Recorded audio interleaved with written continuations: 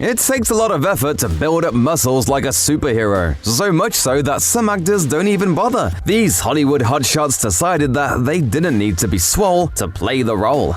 Carrie Fisher is widely regarded as a science fiction icon thanks to her performance as Princess Leia in the original Star Wars trilogy. After that, Fisher had a successful career in film up until her sudden passing in 2016, which included roles in The Blues Brothers and When Harry Met Sally. Throughout those years, Fisher was outspoken about the darker sides of Hollywood, including her own battles with addiction and mental health. Before she died, Fisher also got to reprise her role as Princess Leia in Disney's Star Wars sequel trilogy, starting with 2015's The Force Awakens. However, Fisher's welcome back to the franchise wasn't as warm as she might have hoped. In the 2016 documentary Bright Lights, which focuses mainly on Fisher's relationship with her mother, Debbie Reynolds, a 59-year-old Fisher is shown being persuaded into exercising by a personal trainer hired by Disney to prepare her for her appearance in The Force Awakens. Fisher, not one to hide her true feelings, made it very known how much she detested having to lose weight for the role, telling The Guardian, "They don't want to hire all of me. Only about 3/4. Nothing changes. I'm in a business where the only thing that matters is weight and appearance." Thankfully, Fisher didn't let Disney boss her around for too long, and she ended up refilling her pantries with junk food anyway.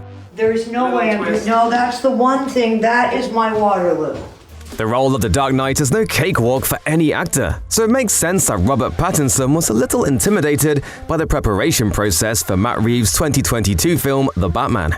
However, Pattinson came into the project with certain expectations already set about how he wanted to play the role and what he wanted to avoid. He described to GQ his aversion to getting super ripped for any role, saying, "I think if you're working out all the time, you're part of the problem." The production process for The Batman was even further complicated when everything got shut down due to the COVID-19 pandemic. Although Warner Brothers provided the actor with meals in quarantine, he ignored his personal trainer's recommendations to continue his routine indoors with a Bosu ball and singular weights. Even his co-star, Zoe Kravitz, kept up her 5 days a week training regimen during lockdown. What actually interested Pattinson in terms of his Batman training was learning martial arts, which he practiced with Brazilian mixed martial arts instructor Higan Machado for 3 months prior to shooting. Although the actor ended up relenting to workout culture after returning to set for The Batman, he remains adamant that a lot of fad diets and workout trends are nonsense. He told ES Magazine, "If you're just watching your calorie intake, it's extraordinarily addictive, and you don't quite realize how insidious it is until it's too late." In all fairness, Bryce Dallas Howard hasn't gone through nearly as much as her character in the 2015 film Jurassic World, which brought the universe of Jurassic Park back to the big screen for the first time in 14 years. For her first installment, Howard put a lot of work into her strength training, particularly her legs, given her character's infamous choice to wear high heels. But by the time 2022's Jurassic World Dominion rolled around, the actor's attitude had changed regarding the amount of preparation necessary for her performance. It was a lie. Studio executives wanted her to lose weight for the third Jurassic World film, but she and director Colin Trevorrow stood their ground. Howard told Variety that she was determined to do stunts that wouldn't have been possible if she was putting her body through the ringer off-screen, saying, "I'm really thrilled at all the action I got to do, and I got to do it with my body. I hope it is just yet another indication of what's possible." More recently, Howard has become more defiant of Hollywood's constant scrutiny towards women's bodies, in an effort to hopefully normalize seeing women of different body types in mainstream films. During press for Argyle, she talked about being forthcoming with casting directors about hiring her for how she looks, along with her desire to not add or drop massive amounts of weight for a role. The Marvel Cinematic Universe often requires a lot more preparation out of its actors than most films, considering all the action sequences necessary to embody comic book stories. However, there are lots of myths about the experience of getting into shape for superhero movies, which Scarlett Johansson can attest to. Before Johansson made her first appearance in the MCU in Iron Man 2, she faced scrutiny from tabloids regarding the immense training she was supposedly putting herself through. The actor penned an essay for the Huffington Post titled "The Skinny," pushing back against speculation she was doing anything out of the ordinary to prepare for the role. She wrote, "Claims have been made that I've been on a strict workout routine regulated by co-stars, whipped into shape by trainers I've never met, eating sprouted grains I can't pronounce, and ultimately losing 14 pounds off my 5'3" frame. If I were to lose 14 pounds, I'd have to part with both arms and a foot." Johansson reflected on those early days of the MCU years later with the opinion that, while it was important to be prepared for the performance, her actual training was a lot more sensible than the media's assumptions. Elizabeth Olsen has a reputation for being more candid than other actors in the Marvel Cinematic Universe, whether that means voicing her regrets about joining in the first place or detailing the embarrassment of filming action sequences. She's also luckier than most. She gets to play Wanda Maximoff, the Scarlet Witch, whose wardrobe has rarely involved tight-fitting spandex or revealing clothing. Olsen's experience with superhero training, with that in mind, has been a little more lax than others' experiences in the industry. She told the New York Times in 2019, "The thing with Marvel is they never tell you to get into shape. They just hire the people and let them figure out the way to express the character. They will set you up with a trainer if you want, but that's it." Compared to the likes of Chris Hemsworth or Kumail Nanjiani, Olsen has for the most part gone easy on herself for her previous Marvel appearances. While Olsen does stay in shape to play the Scarlet Witch, she tries different things depending on the project. To prepare for Captain America: Civil War, Olsen opted to practice Muay Thai rather than hit the usual type of gym. For Avengers: Infinity War, however, Olsen worked with a nutritionist to help appear more muscular, though that type of training involved a lot more than just clocking in hours of exercise. Whatever Olsen does to prepare for a Marvel project, it's typically on her own terms. But I don't need you to tell me who I am.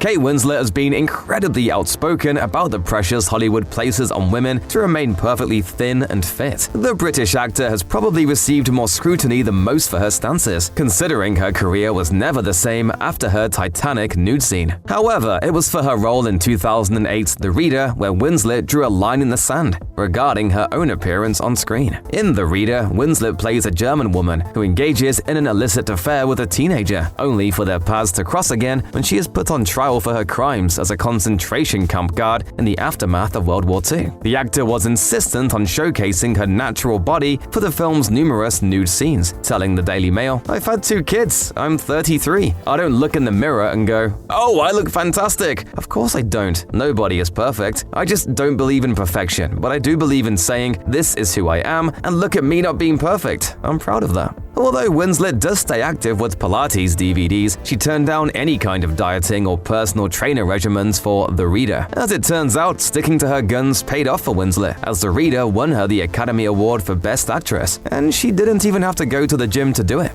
No one has ever accused Rob McElhenney of not being committed to his roles, and that's all thanks to his time as Mac on It's Always Sunny in Philadelphia. In the sitcom, which centers on a sociopathic gang of friends that own and operate an Irish pub, episodes rarely end with any lessons learned or any meaningful change taking place. Wanting to mix things up, McElhenney decided to alter his look for the show's 7th season. McElhenney gained 60 pounds in real life for a season-long arc in which Mac attempts to cultivate mass, thinking it will make him stronger, when in fact it does the opposite. As he told MTV News, "Vanity is such a huge part of television, and if you watch any average sitcom, you notice that the actors get better looking as the years go by. It's always been our goal to do the opposite of what any sitcom on network television would do, so that's what I did." In an effort to get the opposite of ripped, McElhenney went on a 5,000-calorie diet that included a lot of donuts and ice cream. Then he dropped all the weight for the show's next season. I gained and lost 60 pounds in 3 months. Wow, that's almost impossible. It wasn't until season 13 that McElhenney went in the opposite direction to get ripped for the role, but he admitted on social media that his rapid transformations are nearly impossible for people who aren't rich or famous.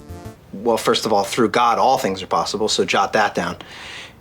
On the other side of the Marvel Universe, January Jones proved that maybe the best kind of preparation for a superhero film is none at all. The actor was known for playing Betty Draper in AMC's Mad Men before she made her Marvel debut in X-Men First Class as Emma Frost. Although she was intimidated by expectations to embody the character's comic book physique, Jones told the Los Angeles Times, "I'm a petite person, so I didn't want to go into a strict workout and eating regimen. I would have disappeared entirely. I didn't want to get rid of any of my curves. It wasn't wasn't until years later that Jones was a little more forthcoming about what she actually did to prepare for the role, which was surprisingly not much. She told Shape magazine that she would lie to producers about keeping up with her required personal trainer workouts, instead spending her time watching TV in her hotel room. A bigger reason why Jones decided to not work out for the role of Emma Frost might have been her Mad Men commitments. Jones previously attested that the women in Mad Men were instructed to not work out or diet to reflect the different body types of the 1960s. Her refusal to do any sort of hardcore training for X-Men First Class may have been excused so she could keep up appearances on one of the best TV shows of all time. Kevin Hart doesn't exactly stay away from the gym, but based on his previous experiences, he's selective about who he works out with. The actor has collaborated many times with Dwayne "The Rock" Johnson, although exercising with a former wrestler proved not to be Hart's cup of tea. He told Ellen DeGeneres, "I don't want to go in there and lift all that mess, listening to how good today is. Today the day, we got to go, we got to challenge ourselves. No, we don't. Do what you do, and I'll do what I do." Hart had a similar approach when he worked with Mark Wahlberg on the Netflix film Me Time. Released in 2022, the film stars Hart as a stay-at-home dad who embraces a vacation alone by reuniting with his childhood best friend, a party animal played by Wahlberg. Naturally, the two get into some predictably messy hijinks. Despite his character getting into trouble with Wahlberg's, Hart's real-life relationship with his co-star wasn't nearly as adventurous. You want to do a little skinny dip? No. When Wahlberg asked Hart to exercise together during the production of Me Time, Hart politely declined, finding it damaging to his relationship with co-stars to feel like he's competing with them in the gym. As he put it, "I like to be by myself and with my one trainer that I can yell back at from time to time. That's enough for me." It seems that Hart got the privacy he needed to get buff enough to play Roland in Borderlands.